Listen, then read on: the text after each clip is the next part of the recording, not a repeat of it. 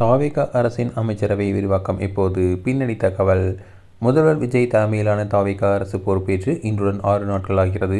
அவருடன் 9 பேர் அமைச்சர்களாக பொறுப்பேற்ற நிலையில் இதுவரை அவர்களுக்கு இலாகா ஏதும் ஒதுக்கப்படவில்லை.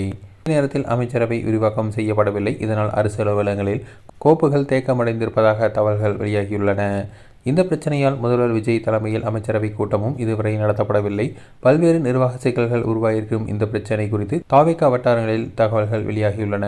அதில் தேர்தலுக்கு முன்பாகவே எங்கள் கட்சியிலிருந்து யாருக்கெல்லாம் அமைச்சர் பொறுப்பு தரலாம் என்பதை முன்கூட்டியே ஆலோசித்திருந்தோம். சமூக பிரதிநிதித்துவத்தின் அடிப்படையில் ஒரு பட்டியலும் தயாராக இருந்தது. ஆனால் யாரும் எதிர்பாராத விதமாக ஆட்சி அமைக்கும் எண்ணிக்கையை நாங்கள் பெறவில்லை. இதனால் கூட்டணி கட்சிகளை அரவணைத்துதான் ஆட்சி அமைக்கும் சூழல் உருவாகியுள்ளது என தெரிவித்துள்ளார். காங்கிரஸ், சிபிஎம், சிபிஐ, விசிக கட்சிகள் எங்களுக்கு ஆதரவளிக்க முன்வந்தன. மேலும் முஸ்லீம் லீக்கும் ஆதரவளித்துள்ளது. அமமுக சார்பில் மன்னார்குடியில் வெற்றி பெற்ற காமராஜும் தாவேகாவுக்கு ஆதரவளித்தார்.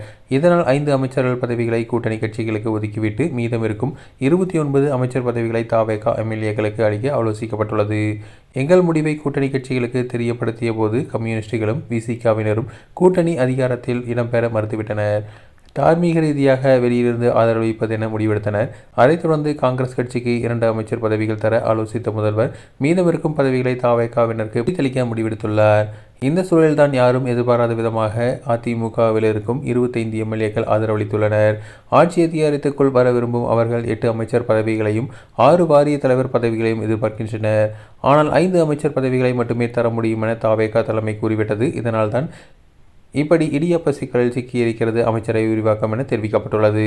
அதிமுகவின் உள்கட்சி குழப்பத்திலேயே வேலுமணியும் சேர்முகமும் தீவிர ஆலோசனை நடத்தி கொண்டிருப்பதால் தாவேகாவுடன் பேசுவதற்கு அவர்கள் நேரமில்லை. இதனால்தான் கோவில் கோவிலாக நேர்த்திக்கடன் செலுத்த புசியானதும் கோபிச்செட்டிப்பாளையம் தொகுதி மக்களுக்கு நன்றி தெரிவிக்க செங்கோட்டையிலும் புறப்பட்டு சென்று விட்டதாக கூறப்படுகிறது. இப்படியான சூழலில் அமைச்சரவை விரிவாக்கம் என்பது சிக்கலாகி கொண்டே இருக்கிறது.